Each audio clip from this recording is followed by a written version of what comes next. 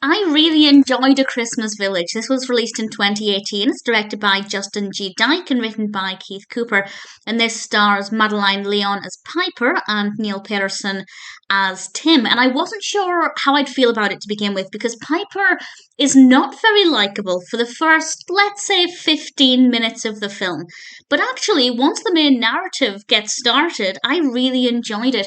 Piper has released a cookbook of her grandmother's recipes, and because she's very successful with PR and already has a successful company, it's pretty easy for her to get her name out there and to get the book out there. And she's on a talk show promoting her book, and Tim is also on this talk show, and he's supposed to be promoting his little Christmas village, which he owns. He lives there with his two children.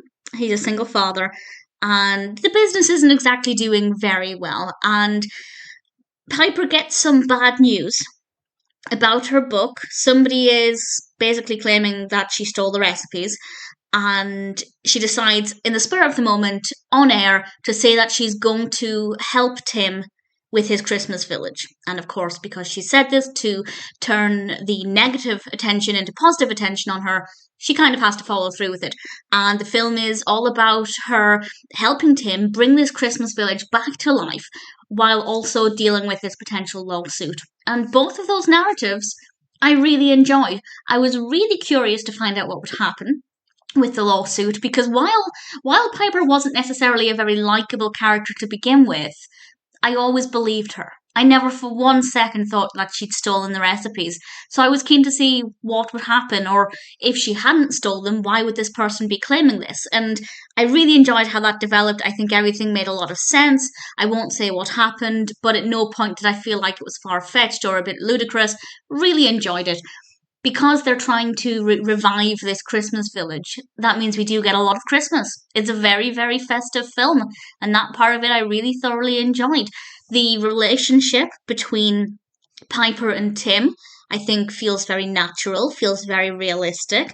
It develops at a rate that's not unbelievable. And I say this because sometimes with Christmas rom-coms, it can be love at first sight and it's completely unrealistic. But actually with this, it worked really well.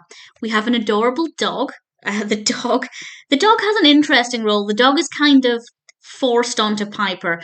That part of it I feel felt a little bit unrealistic, but because the dog is so cute, I can make my peace with it.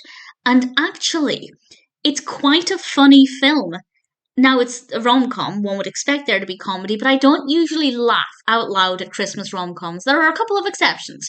And this is one of them. There were a few occasions where I genuinely found it to be very funny.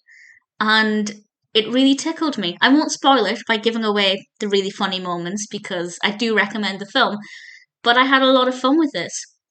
After the first maybe 10 or 15 minutes, Piper became really likable. Tim was likable from the beginning. And I genuinely, really thoroughly enjoyed this. If you haven't seen it and you enjoy Christmas rom-coms and you're looking for something that's very festive with some likable characters and an adorable dog and a pretty interesting narrative, particularly with the potential lawsuit, I found that to be really, really fascinating and also really well balanced. I feel like both parts of the narrative, or I guess the three parts of the narrative, the Christmas village, the potential lawsuit, and also the romantic aspect, everything got enough screen time without anything feeling like it was dominating too much of the time. I'd say the Christmas village aspect gets the most attention, but maybe only just. But it does feel very well balanced, really thoroughly enjoyable, genuinely funny at times, absolutely one I'm happy to recommend.